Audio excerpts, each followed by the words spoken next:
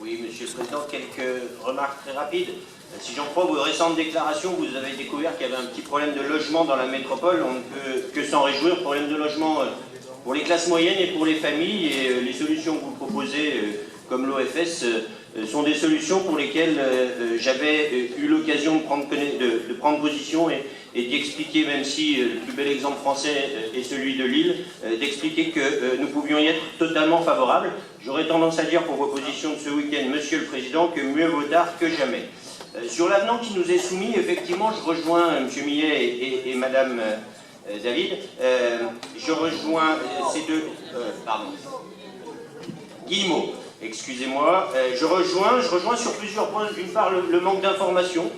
Je m'associerai à leur demande également d'une commission générale à la rentrée des EPH. Alors j'ai la chance de siéger dans 2 des 3 EPH métropolitains, donc c'est vrai que j'ai peut-être un niveau d'information qui est un petit peu supérieur, mais n'oublions pas que la collectivité de tutelle est la métropole et qu'il appartient que l'info remonte jusqu'à l'ensemble des conseillers. Et je m'associe totalement à cette demande de commission générale et j'y participerai avec beaucoup de sérieux.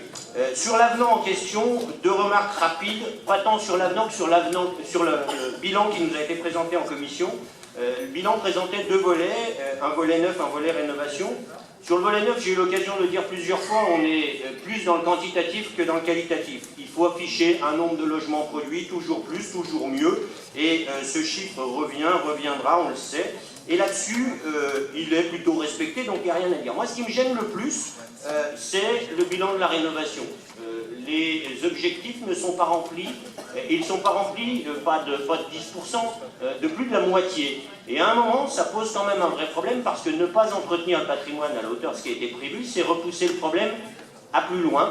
Et ce problème, il est prégnant. Certains de nos biens, chez certains OPH, ont un besoin urgent de rénovation. Et reporter ces rénovations de plusieurs années, c'est ne pas respecter les locataires et c'est ne pas respecter non plus nos engagements. Donc ça me gêne, et ça me gêne parce que c'est quand même, il faut le dire, et ça nous a été dit en commission, la conséquence directe de la politique gouvernementale du logement. Gouvernement dont vous avez dit ce week-end que vous le souteniez, donc à un moment, il faut quand même avoir un petit peu de cohérence. Depuis 2014, j'ai toujours, dans toutes mes déclarations sur le logement social, eu de cesse de dénoncer les limites de la politique que vous mettez en œuvre. Le bilan que vous nous présentez aujourd'hui le démontre, vos annonces le démontrent, mieux vaut tard que jamais, comme je l'ai dit. Je vous remercie.